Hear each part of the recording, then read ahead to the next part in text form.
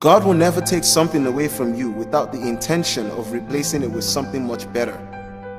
Trust that God will put the right people in your life at the right time and for the right seasons. God's plan is always the best.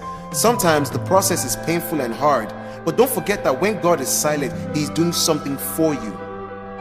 Romans chapter 8 verse 28 says, "And we know that for those who love God, all things work together for good, for those who are called according to His purpose.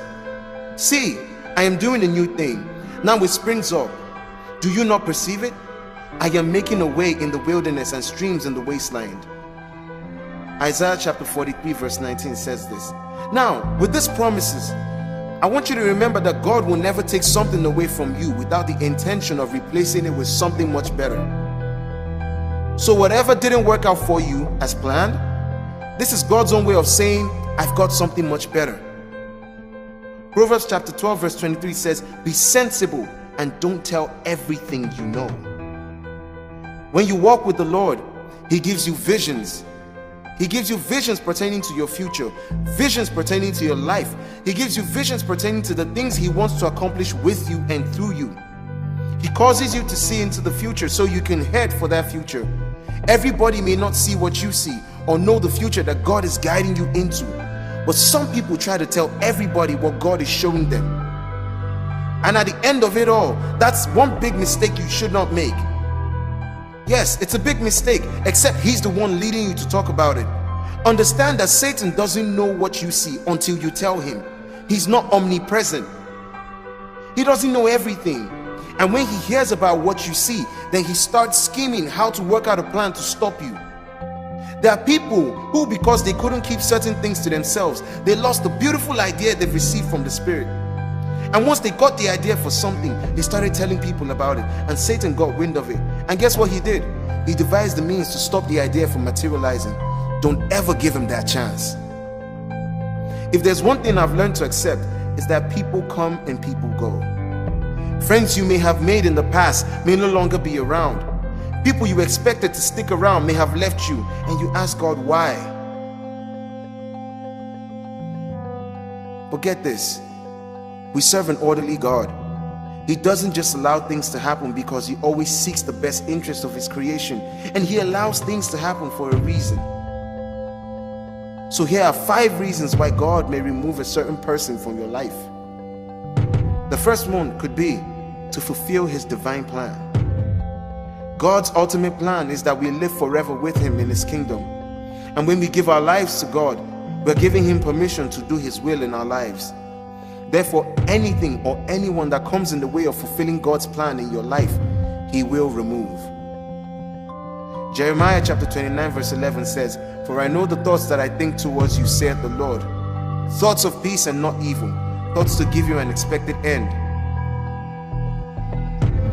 The second one could be, they may be toxic. There are many toxic people in this world, and you may encounter some of these people every day and not even know it. They may secretly hate you or become more and more toxic as time goes by. We can only see what people allow us to see, but God sees the heart. He sees all of the secret thoughts and conversations that others may have about us.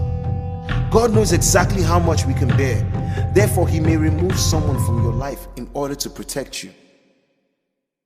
1 Samuel chapter 16 verse 7 says, "For the Lord seeth not as man seeth, for man looketh on the outward appearance, but the Lord looketh on the heart." The third reason may be that this person is needed somewhere else. Now, God may remove someone from your life because that person is needed elsewhere. Now, this may be a very difficult thing to understand, especially if that person was a good friend or a romantic partner. Remember, God has a plan for everyone's life, including that person. God's plan might take them away from you, but understand that everything happens for a reason. They may need to fulfill their God-given purpose elsewhere. And Moses went and returned to Jethro, his father-in-law, and said unto him, "Let me go, I pray thee, and return unto my brethren which are in Egypt, and see whether they be yet alive." And Jethro said to Moses, "Go in peace." The fourth reason, they may not be right for you. Oh, and I can relate to this.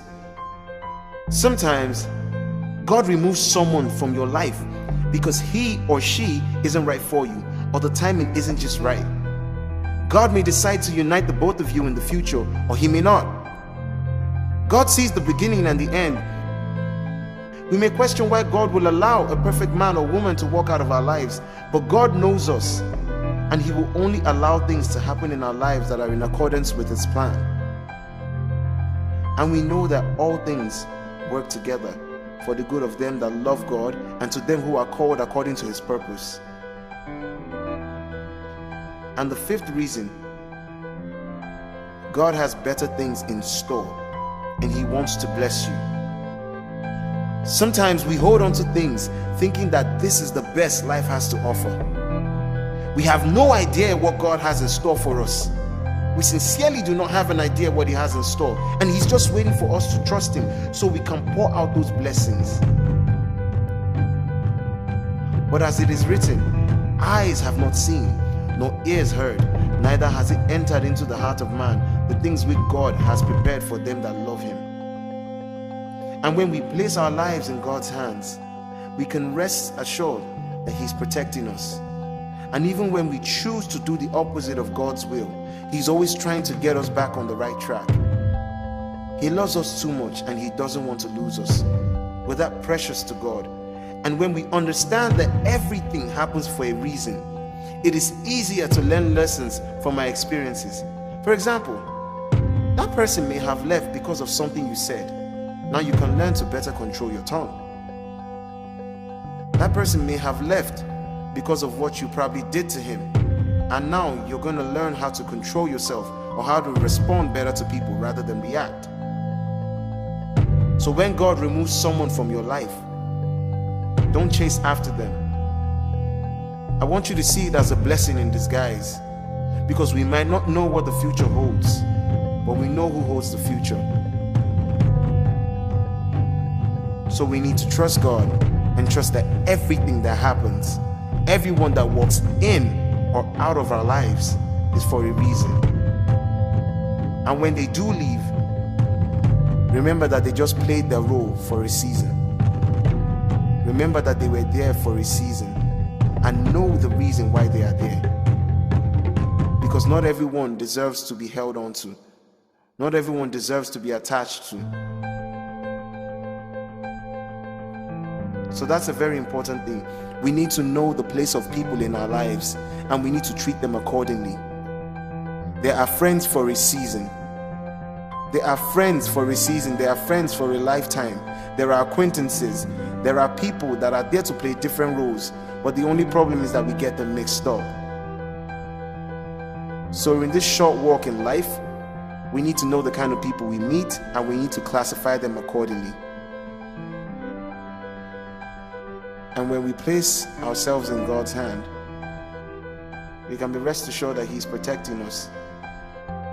You know, even when we do the opposite of his will, even when we go against his will, even when we're trying to fight all hard, even when we're trying to fight and say, no, I don't want to lose this person, I don't want to lose him, I don't want to lose her, I don't want a case whereby I'll have to put myself out there again. Probably you're struggling from a heartbreak, probably you're going through a divorce. You're asking yourself, how can I put myself out there?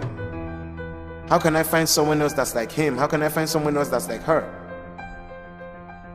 How can I find someone else that could understand me the way this person understood me? Well, I have good news for you. There's not just one person for you. For every one person that leaves, God has 1,000 people to bless you. God has 1,000 people to uplift you. God has 1,000 people to strengthen you. God is our ever-present help, and he shows that through the kind of people he sends to you.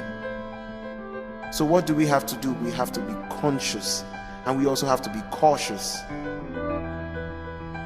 We have to be conscious and we have to be cautious of the kind of people that are in our lives. And if for any reason they finally decide to leave, just know that their part is done. Don't fight it. Just smile because it happened. So I leave you with these words. Know the different kinds of people that are coming into your life. Categorize them and treat them accordingly. And you'll be glad you did.